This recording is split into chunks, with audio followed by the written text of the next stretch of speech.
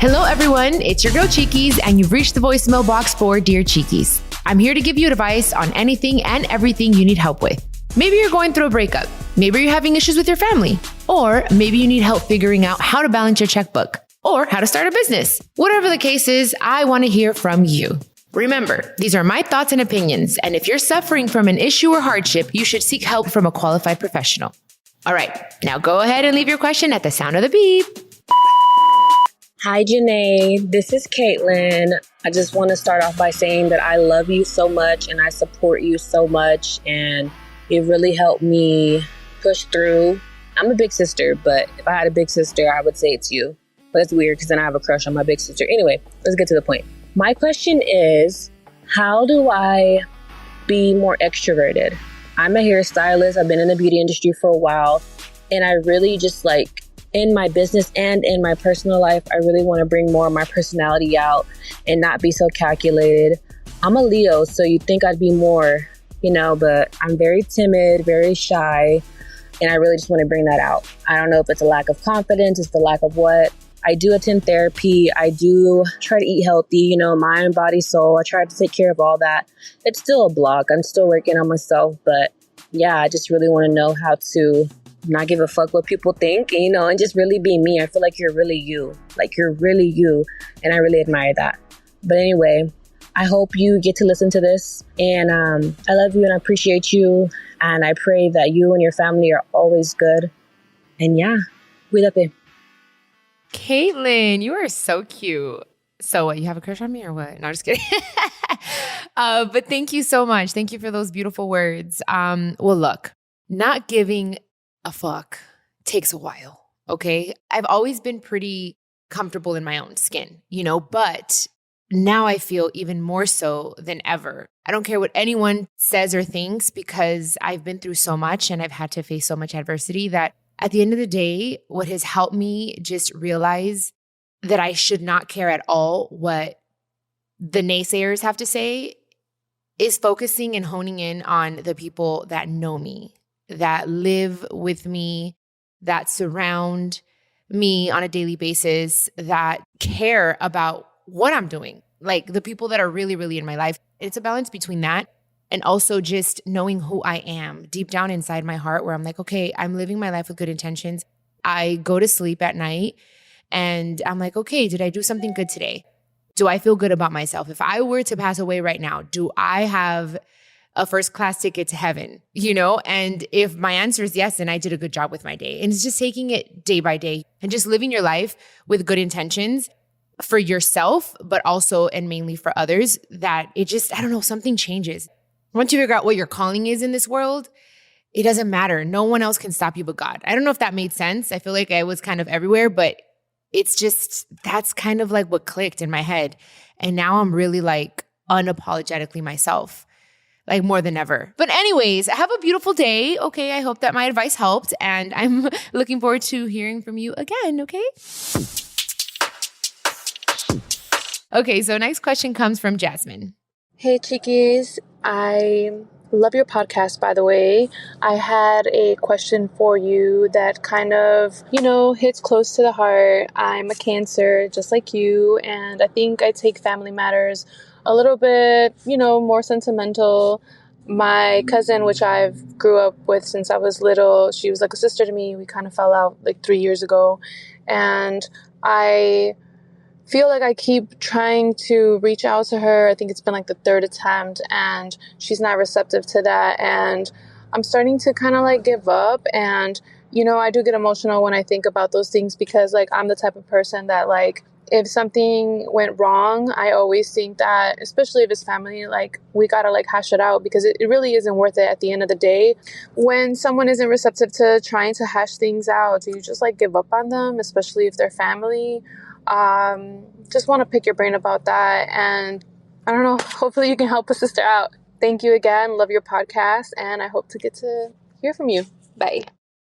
Ooh, Jasmine, I feel you. The crazy thing is that I had a falling out with one of my favorite cousins. We grew up together and the whole thing, we had 2 falling outs. And I'll be honest, it was my fault and I take full responsibility. So I don't know what happened between you and your cousin, but regardless. It doesn't matter if it was her fault, your fault. The good thing here is that you are reaching out to fix things. You're trying, and you have to try until you feel like, I think you've gotten to the point where you're like, you know what? She's not receptive. She's not open to it. And you have to respect that. Everyone takes their own time to get over things.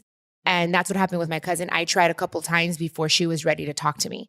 And for her birthday, or if I was thinking about her, I would send her a message. Sometimes she wouldn't respond until one day she was just like, you know what? Yeah, cool. We got over it.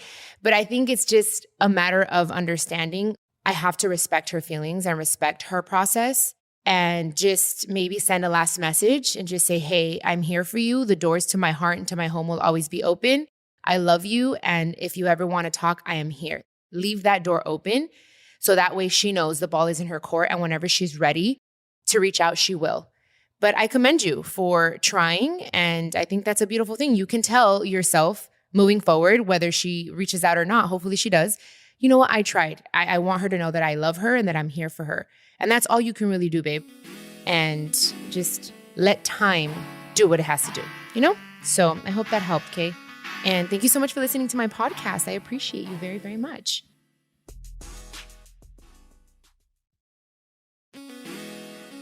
Okay, so our next question comes from Anna. Hi, Chiquis.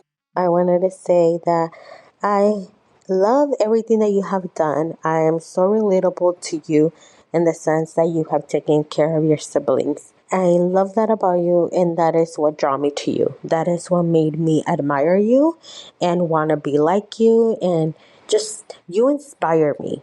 And I feel like I've lost my inspiration. I don't know if it's because I hit the 30 years and that it just hit me hard, or there's other things. I have been going to therapy. As a Latina, it's not common, so I don't talk to my family regarding that, but I do talk to my family about everything else. So I don't know what is going on at the moment, that I just feel stuck. I'm constantly drained. All I want to do is sleep, and I don't know what it is that's happening. Do you have any advice or any suggestions of how to get out of this? Please let me know. Thank you. And I get it. As women, aging is not always easy. And I've struggled with that. I can be honest and tell you I struggle with that even now, you know, because we live in a society where it's so much pressure, especially for a woman. But when we switch that, and I don't know if that's what's going on with you, but I'm just, you know, talking about it because you said you turned 30 and like things have changed. Once you go into your 30s, I feel like my 30s have been the best years of my life. But it takes a little while for you to understand that and to see that. I just started looking at it from a different perspective and saying, wow, I've accomplished so much at this age. I'm so grateful. Like once we change our shift to being grateful, having an attitude of gratitude, it just changes things. I'm not entirely sure what's happening. It could be a series of things. Are you moving your body enough? You know, are you working out? Like working out, it's not just for you to look better. It's for you to feel better. It's to remove and release toxins from your mind, from your body, from your soul. So I would suggest definitely moving your body a little more, even if that means taking a hike, something outside, something where you're sweating at least 2 times a week. That's going to help a lot. Prayer and meditation helps a lot. Check your hormones. That's another thing. Our hormones change quite a bit, especially once we turn 30. Things just start changing. Hair starts growing here and you start feeling more tired and all this stuff. So it's completely normal. What you're feeling is normal. It does sound to me that you might be entering, and I say this respectfully, like maybe a little bit of depression. So you have to nip it in the bud right away. You have to know, I'm feeling these things. It's okay. I'm going to embrace what I'm feeling, but you need to stop it. Say, you know what, as much as I want to sleep, I want to sleep for freaking 10 hours. I'm going to tell myself only 8 hours. Like you have to be very intentional and adamant about not letting yourself fall into a dark place. It's an everyday thing. And believe me, I understand. I have bad days. I have days where I'm just like, oh my gosh, I can't. And you have to just say, okay, I'm going to allow myself to feel this right now, but tomorrow I got to get on my shit. You know what I mean? Like you have to just say, okay, what makes me feel good? What makes my soul happy? If going on a roller coaster makes you just go do it. You know what I mean? Like whatever is going to make you excited about life again. Find those things and ask yourself, what am I grateful for? 3 things. You can name at least 3 things that you're grateful for today. Trust me. So that's going to help. All that stuff. The good thing is you're doing therapy, which I'm so proud of you. Oh my God, you guys. Let's round of applause for her because honestly, therapy is, you guys know I'm a huge advocate for therapy. So I'm glad that you're doing therapy. So you're releasing that stuff. But check your hormones, work out, make sure you're meditating, whatever that means to you. Like feed your soul with good things, positive things in the morning. Hopefully that helps. I want to hear from you, Ana. You got this, girl. I feel you. But you're a beautiful woman in her 30s that's going to conquer the world. Okay, believe that. Okay, so our final question comes from Karen. Hi, Chiquis. How are you? Hope you're doing amazing. I'm not sure if you remembered, but a couple months back, I sent in a request for advice, just feeling so lost because I had recently decided to leave my toxic job, but I didn't really know what the heck was next for me. So I had an epiphany and I kind of realized and saw finally what it was that God had intended for me to do because I just felt so excited and happy about it when I got that idea. So I really want to open up a beauty bar. I really want to go to a esthetician school, get my esthetician license and just do facials, lashes, brows, all things beauty at my little beauty bar, run my own business, would just make me so happy. So my issue is, how do I get started? Unfortunately, I don't have any savings. I used up all my savings during the time that I took off to just kind of get my life back together. So I kind of have an idea of what it is I want to do. It's just very unclear of how I'm going to get there. So do you have any tips on how to start? I know I definitely want to go back to school, but just with no funds, it's kind of hard. And then a full-time job, it's even tougher. So just any tips that you could possibly give me on where to start, I would appreciate it. You're such a badass businesswoman that I know you would know the right path. So just help me. And I love you so much. Mwah. Karen, you're so cute. Thank you. Thank you for that kiss. My soul needed it. Well, thank you again for coming back on Dear Chiquis. I love hearing from you guys again. So this makes me excited. Okay. So the good thing is you have a job, full-time job. That's amazing. Okay. And then you have this epiphany, or you had this epiphany and this idea, which is wonderful. I love all things beauty. Abso-freaking-lutely. I would highly suggest, obviously you have a job. So continue that. And from every paycheck, instead of going out and instead of like buying yourself something or things that you don't need, you need to put that money to the side, girl.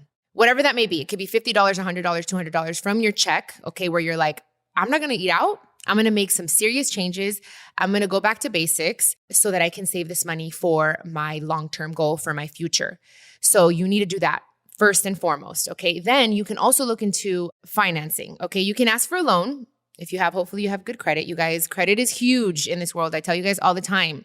So hopefully you have good credit and you can get financed. Also, there are different cosmetology schools that provide that option as well. So, they'll give you a certain amount of time to pay off the schooling. Like there's different ways. It's just really looking into it. Google this information. I don't know where you're from, where you're at, but there are programs and grants that you can look into to get you started. So, first of all, girl, though, save. Make sure you're saving money, okay? Even me, I tell myself this all the time. I'm like, I'm not going to eat out this week. Like I need to cook more at home. Like little changes like that make a huge difference. Oh my gosh, I'm excited for you. That's amazing though. I love it. I've always wanted a beauty bar. You guys, that's the end of this episode. And I just want to say thank you so much. I love hearing updates from you guys, so keep them coming. Kaitlynn, Jasmine, Anna, and Karen, I appreciate you all for leaving me your questions. Thank you so much.